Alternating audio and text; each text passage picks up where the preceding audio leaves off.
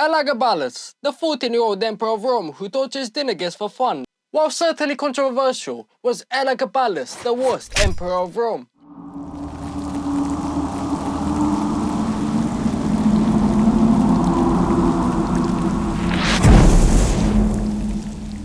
Elagabalus, born around 204 AD in modern-day Syria, went by a range of different names. His name given at birth would be Sextus Avitus Bassianus, but later on he would also pick up the name Antonius to appear more Roman. And Varius, as his classmates would joke around that he came from various men, with his mother being a whore. The name Elagabalus came from the religion he was in, where he was the high priest for the sun god Elagabalus, which was a rock said to be sent from heaven itself. In an effort to win over more converts, he'd also changed the name to Heliogabalus to include the Greek sun god Helio. To make things simpler throughout this video, we'll refer to the emperor as Elagabalus and his god as Heliogabalus. In April of 2017 AD, the Roman Emperor Caracalla was killed by his prefect Macrinus. While the Romans were not sure about who should lead as Caracalla had no male heir, Macrinus decided to declare himself as emperor and take over. The Romans were kind of on the fence about this until about a year later when they heard a rumor that Caracalla had a bastard son out in Syria. Julia Mesa, who was Elagabalus' grandmother and Caracalla's mother's sister, claimed that Elagabalus was the bastard son of Caracalla and the rightful heir. Macrinus' troops remained loyal to him, but after Julia Mesa bribed a bunch of soldiers to place Elagabalus in power, the Roman soldiers turned on Macrinus. And thus, the only Roman emperor who's never been to Rome met his demise, and the 14-year-old Elagabalus would go on to become Caesar. In an effort to get the Romans to become accustomed to him, he'd send a portrait of himself to be hanged above the one of goddess Victoria. So that way, when the Romans worship Victoria, they would also worship Elagabalus. And this would be the first strike of many, already pissing off the Roman populace before even arriving in Rome. To make a good first impression, Elagabalus' mother asked him to wear traditional Roman clothing, but instead he'd appear in women's clothing, making his guards and people even more suspicious of him. Now being officially in power, the boy's mother and grandmother officially lost their direct power over him, but would still act as advisors, becoming the first women senate in Rome. Elagabalus' reign was fueled by sex scandals and religious controversies. As soon as he gained power, he created a new temple which he named the Elagabalium, where he placed his holy rock alongside other Roman gods, inadvertently making the followers of these religions have to worship Heliogabalus as well. Elagabalus would often refer to the other Roman deities as Heliogabalus' servants or even slaves. At the Elagabalium, it was not uncommon for orgies, castrations, and child sacrifices to take place. To make matters even worse, he'd marry a Vestal virgin. The Vestal virgins would dedicate their life to the goddess Vesta and take a lifelong pledge of celibacy.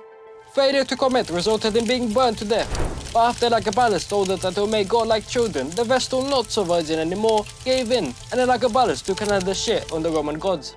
While married, Elagabalus' lust still wasn't satisfied. He'd gone to marry on 5 different occasions, with 2 of them being with the same Vestal virgin, and once with Heracles, who was a chariot racer he'd scope out from the Olympics, and marry him under the role of wife.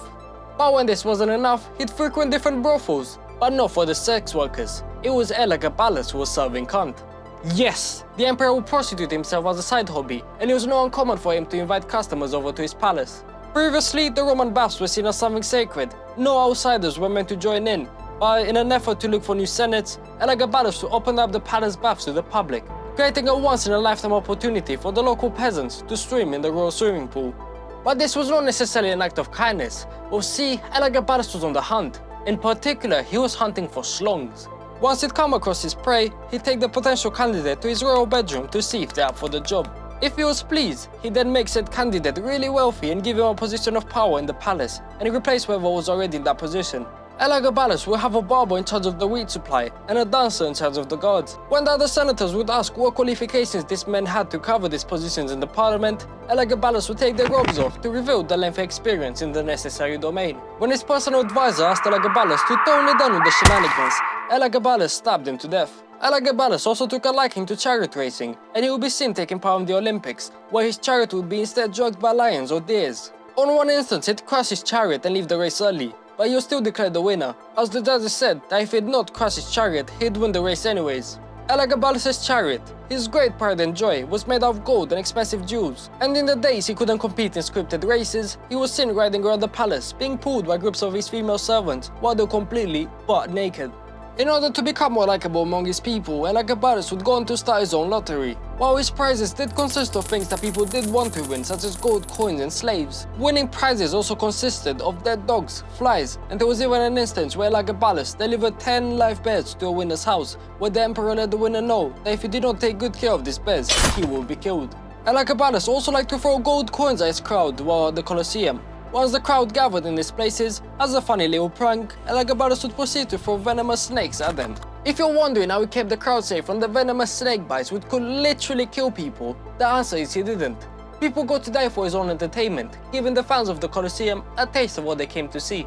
It wasn't just the regular people of Rome who had to enjoy the harsh pranks of Elagabalus, but also the members of the parliament. He'd invite them to his many dinners, and then by dessert, he led lions, bears and leopards to roam through the dining room, while his guests would all shit themselves. Elagabalus would laugh hysterically watching the reaction of his guests, not knowing that the beasts were tamed and had their claws cut off. The dinners themselves were not that great either. Often Elagabalus would have different themes for his cuisine, on one day serving 1,000 weasels, and on another 6,000 ostrich brains. Another funny little prank he liked to do was have his servants paint rocks as food, and when his guests would go to grab it and realize where it actually was, Elagabalus would give the guests the option to either finish the food or be killed.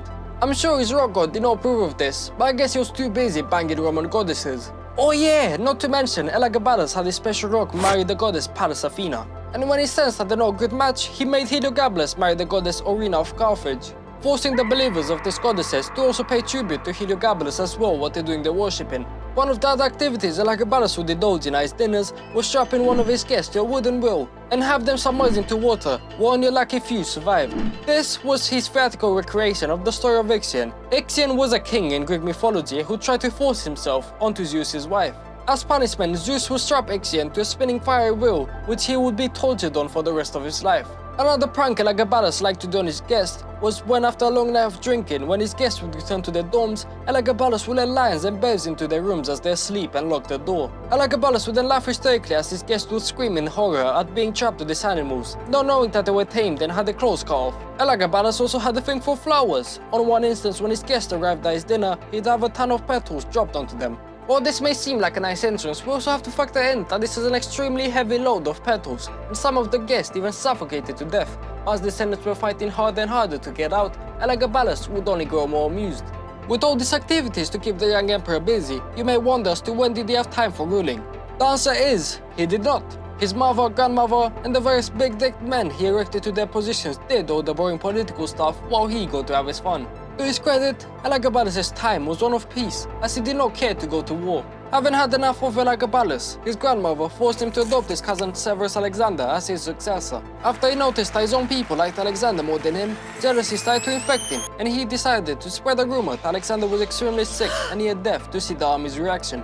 The army and the people of Rome did indeed like the 13-year-old Alexander more than Elagabalus, since he was nowhere near as depraved. And since Alexander did not show his face for a few days now, they began to worry that Elagabalus had him killed. The army demanded that Elagabalus comes to the army camp with Alexander. When he did, the army was very cheerful and excited to see if Alexander was well. Elagabalus, infuriated that his army was more excited to see Alexander than him, and so he demanded that anyone who cheered for his return be executed. Having had enough of Elagabalus' shenanigans for the last 6 years, the army charged towards him. Elagabalus quickly went to hide inside the toilet. When he was discovered, he was killed on the spot alongside his mother. Elagabalus' corpse was then dragged through the streets and thrown into the river Tiber. Alexander would then go to become the next Caesar, becoming the even younger emperor at 14 years of age. The entire series of events was orchestrated by his grandmother after realizing it was a lost cause. You know you must be a really shit person when your own nan plots your assassination. The Romans then tried to get rid of Elagabalus from the written records entirely. So much of the information we have available about him come from the written texts of Herodian and Cassius Dio, who were born after Elagabalus' reign came to an end, and were not big fans of him and did implement some disinformation to smear his name. So take everything mentioned with a grain of salt. Thank you for watching, make sure to like and subscribe. Any comments you have, drop them down below. This was Nigu, and I'm out.